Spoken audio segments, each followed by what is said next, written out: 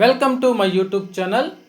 AP ఆర్థిక శాఖ ప్రధాన కార్యాలయంలో అగ్ని ప్రమాదం, ఉద్యోగ పెన్షనర్ల జీతభత్యాల ఫైళ్లు దగ్ధం, మే నెల జీతాలపై ప్రభావం.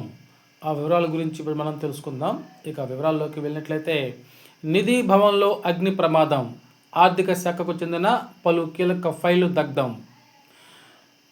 ఏపీ ప్రభుత్వ ఆర్థిక శాఖ ప్రధాన కార్యాలయం నిధి భవన్లో బుధవారం అగ్ని ప్రమాదం జరిగింది. అధికారులు తెలిపిన వివరాల మేరకు మంగళగిరి ఆటో నగర్లోని నిధి భవన్లో 2వ అంతస్తులో మంటలు చెలరేగాయి. దీంతో 300 మంది ఉద్యోగులు భయంతో కిందికి పరుగులు తీశారు.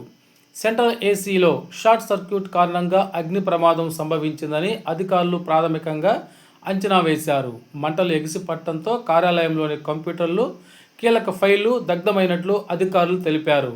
ఆర్థిక శాఖ ప్రధాన కార్యాలయం కావడంతో రాష్ట్ర వ్యాప్తంగా ఉద్యోగుల జీతభత్యాలు, వివిధ శాఖలకు సంబంధించిన లావాదేవీల బిల్లులు నిధి భవన్లోనే ఉంటాయి.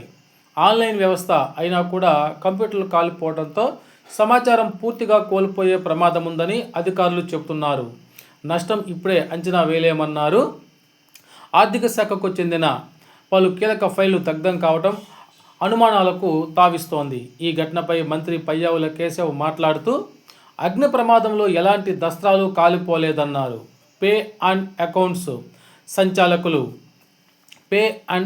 సంచాలకులు పద్మజ కార్యాలయంలోని వ్యక్తిగత రూమ్లో ఉన్న ఫ్రిడ్జ్ కంప్రెసర్ కాలిపోవడంతోనే అగ్ని ప్రమాదం జరిగిందని అధికారులు మంత్రికి వివరించారు.